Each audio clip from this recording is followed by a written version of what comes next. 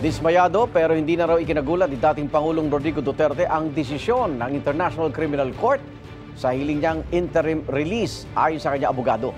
Samantala, bumisita sa dating Pangulo si Vice President Sara Duterte at napag-usapan daw nila ang politika sa Pilipinas. May unang balita si Salima Refran.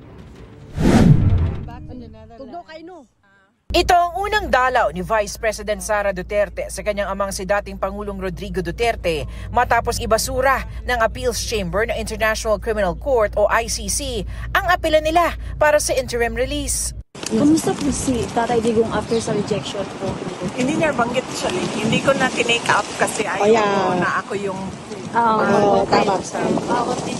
maganda yung usapan namin sa politika.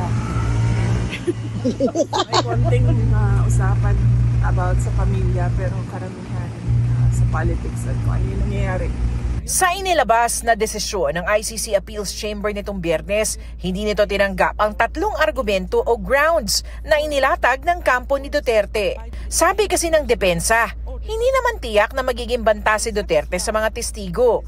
Hindi nila isinaalang-alang ang kakayahan ng magiging host state na in-neutralize ang sinasabing panganib sa pagpapalaya kay Duterte. At hindi isinaalang-alang ang humanitarian conditions gaya ng medical condition ni Duterte. We have an 80-year-old man suffering from cognitive impairment. How can a man like that flee? The risk of intimidation, the risk of threats to witnesses and the like, and once again, somebody who's suffering from cognitive impairment, sometimes he forgets information 5 minutes after you give it to him. We work with the former president on a daily basis. We know about his situation, the court doesn't. Dismayado pero hinian niya nagulat ang dating Pangulo. He's disappointed, but he's hardly surprised. In fact, we told him that never in the history of the International Criminal Court has a suspect been released when charged with crimes against humanity.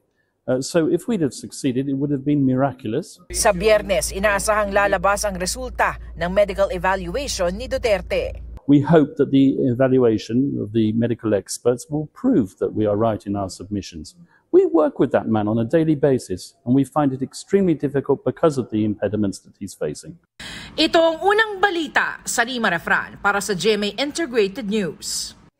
Igan, mauna ka sa mga balita, mag-subscribe na sa GMA Integrated News sa YouTube para sa iba't ibang ulat sa ating bansa.